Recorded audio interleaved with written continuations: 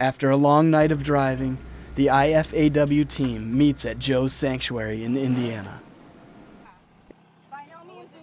It's time to release the 6 tigers who are anxiously awaiting their new home. They travel pretty well. One of them's getting upset in there now. They're a little nervous in there, but they're, for the most part, they're chuffing everybody and taking some meat, so it's all good sign that they're gonna adapt. They're gonna adapt fine.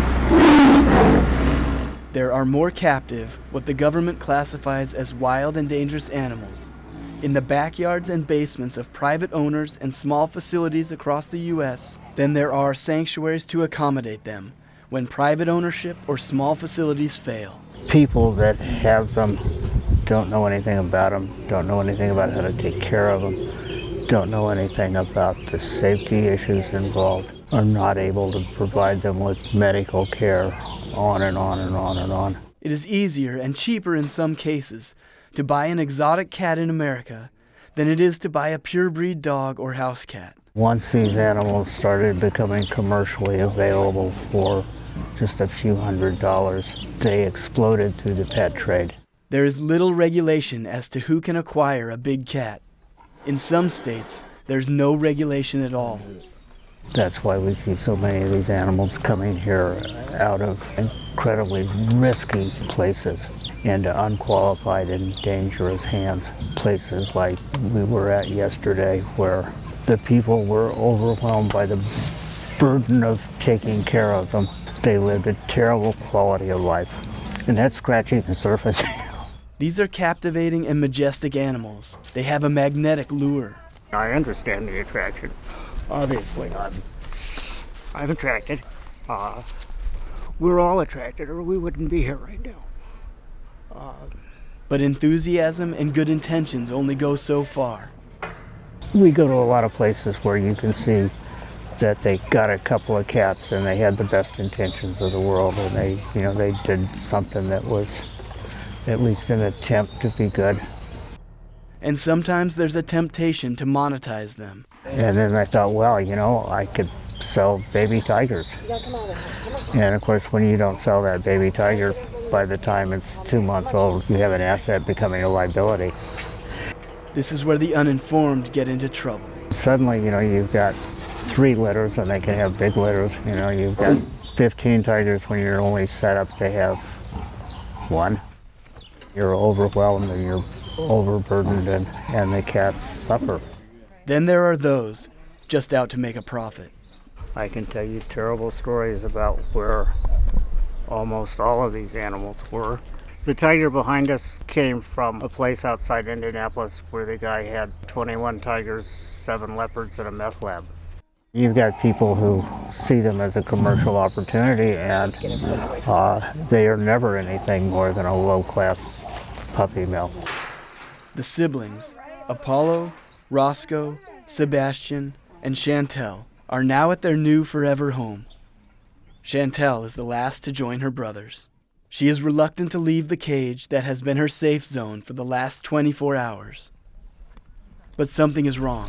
You may need to get everybody away so we can calm down. He's not breathing out. Jane? You want Jane or Jan? I want Jane. We might need Fred up here. You want me to run down there? Yeah, we might need the dart pistol, pole syringe, drugs.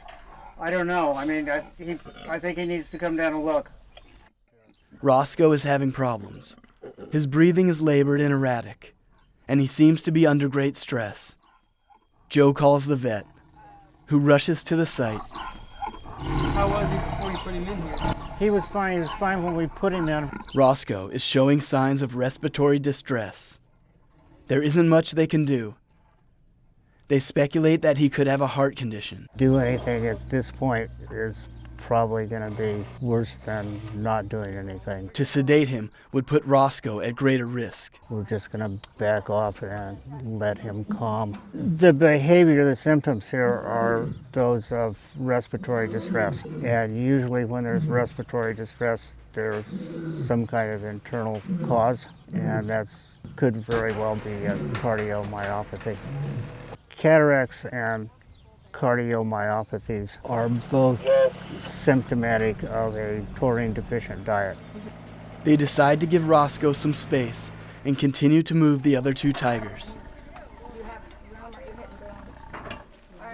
Magic and Mystic will share the same enclosure, just as they did in their previous home.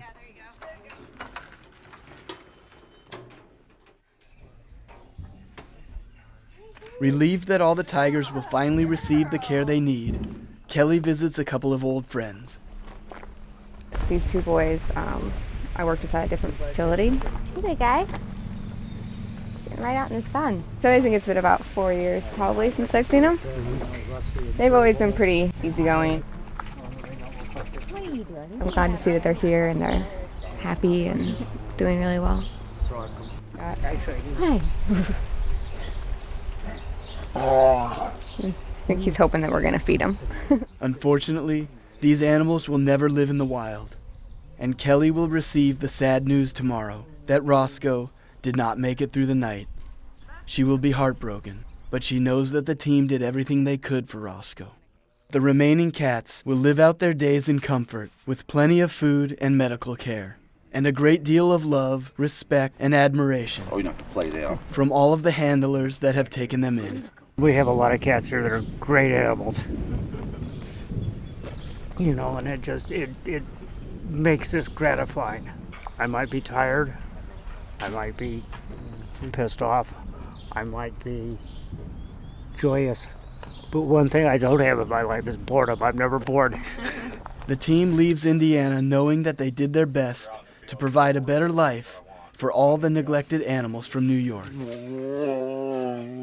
I just can't imagine not doing it. I want to be somewhere that I can help get the animals to where they need to be. On the way to the airport, Kelly gets word that all of the other animals made it safely to their new homes across the country. It was not an easy road, but gotta do what you gotta do, so. For her, she has helped make a difference.